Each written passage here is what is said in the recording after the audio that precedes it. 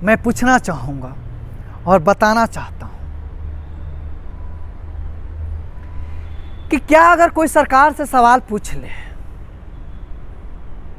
और सरकार के नज़रों में नज़र डाल के बातें करने की उसकी इच्छा हो और करने की क्षमता हो, तो क्या सरकार उसको बर्बाद और उसको मिटाने के लिए इस कदर नीचे और यहाँ तक आ जाएगी कि अपनी मर्यादा और अपनी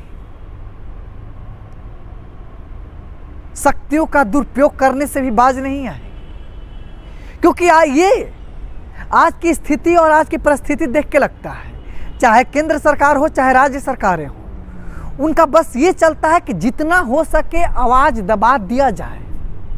इनका मतलब कहीं से भी नहीं है कि आम जनता की आवाज़ सुनी जाए या जो आवाज़ उठा रहा है उसकी आवाज़ को सुना जाए। इनका मतलब और मकसद यही है कि जो आवाज़ें उठ रही हैं उनको दबा दिया जाए या फिर उनको मिटा दिया जाए। मैं बताना चाहूँगा कि अति का अंत होता है और इसका भी अंत होगा। इसके साथ ही अभी एक चीज़ और चली है। बीजेपी को कहा जाता था कि मनुवादी लोग हैं और ये आरएसएस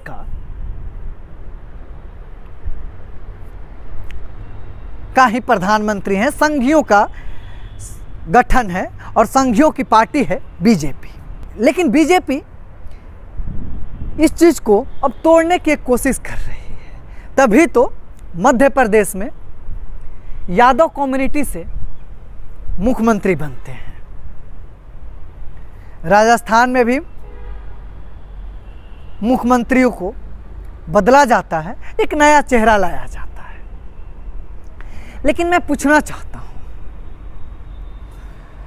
कि किसी या कम्युनिटी को और किसी को जात बिरादरी से मुख्यमंत्री बना देने से क्या उस बिरादरी, क्या उस समाज का उत्थान हो जाता है? तो मेरे तरफ से जवाब है नहीं, क्योंकि बिहार के पूर्व मुख्यमंत्री हैं जीतन राम मांझी। 6 महीना या 7 महीना मुख्यमंत्री रहे हैं। उन्होंने अपने समुदाय के नागरिकों के लिए और अपने समुदाय के लोगों के लिए क्या किया 6 महीना में? या फिर इतने दिनों से बिहार के राजनीति में सक्रिय रहे हैं, क्या किया? बस हमेशा से यही कहते रहते हैं कि दारू बंद नहीं होना चाहिए, या फिर अपनी रोजी रोटी चलाने के लिए उनका मनोरंजन करते रहते हैं, उनके इच्छाओं के रूप बात करते रहते हैं और फिर जब सत्ता में आ जाते हैं तो उनको अपने चरणों की धूल समझने लगते हैं। क्यों जीतन राम मांझी जी? सही कह रहा हूं ना? तो बीजेपी को भी अभी समझ में आने लगा कि जिस तरह से बिहार में जातिगत जनगणना हुई और यादवों की संख्या ज़्यादा है, इसी का रिजल्ट और इसी का प्रेशर और इसी का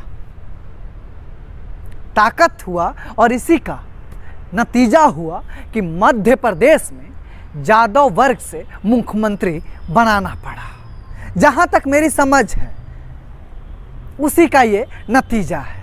अन्यथा मुझे तो नहीं लगता है कि मध्य प्रदेश में बीजेपी यादव को मुख्यमंत्री बनाती, ऐसा मेरा विचार है।